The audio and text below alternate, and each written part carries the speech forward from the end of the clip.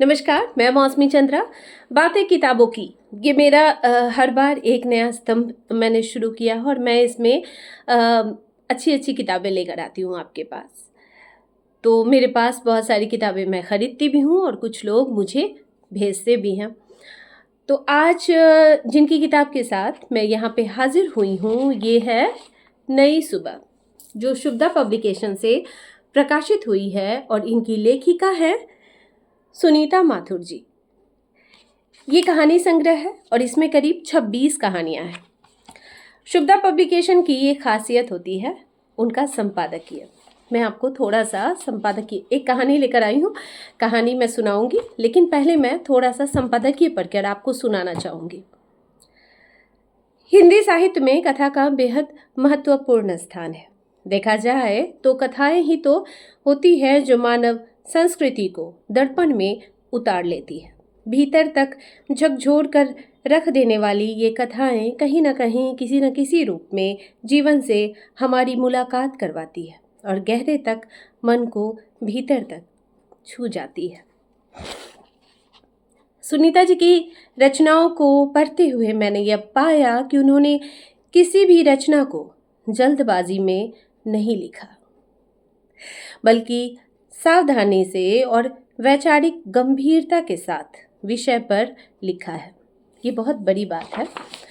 और इन्होंने सुनीता माथुर जी ये कहानी, लघु कथा, लेख, आलेख आदि लिखती हैं और इनकी कहानियाँ कई समाचार पत्र और पत्रिकाओं में प्रकाशित हो चुकी है।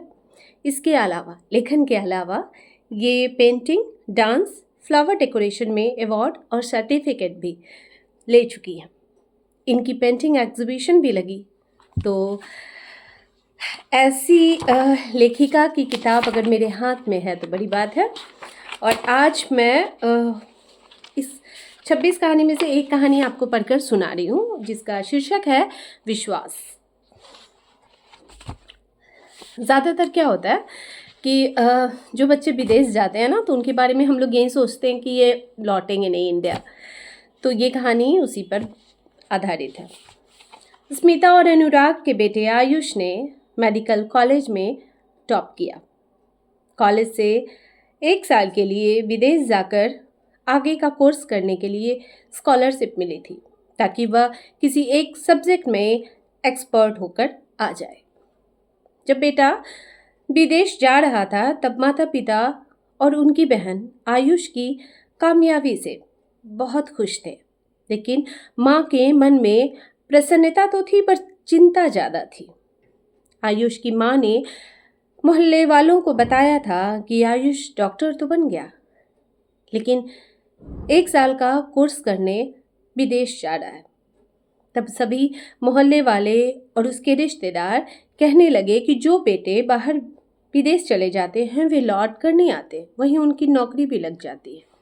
ये ज़्यादातर होता है, तो उनकी चिंता जायज़ थी।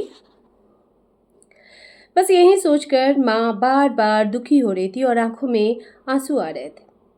आखिर आयुष विदेश चला गया और देखते देखते साल भी निकल गया। हालांकि आयुष अपने माता पिता और अपनी छोटी बहन से हमेशा फ़ोन पर बात करता था। आयुष को विदेश गए 1 साल निकल गया। तब आयुष के माता पिता को चिंता होने लगी, पता नहीं हमारा बेटा वापस आएगा या नहीं। अचानक फ़ोन की घंटी बजी। फ़ोन आयुष का था।